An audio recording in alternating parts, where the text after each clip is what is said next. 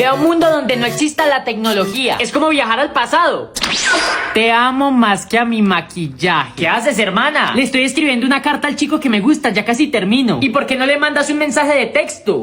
¿Qué? No me desconcentres. O sea, no existen los celulares. Un poco de loción y se la envió al Brian. Mamá, ¿y para dónde vas con toda esa ropa? Hijo, voy al río a lavar toda esta ropa. ¿Pero y la lavadora? ¿Lava qué? Más bien vamos y me ayudas. ¿Qué estará haciendo mi papá?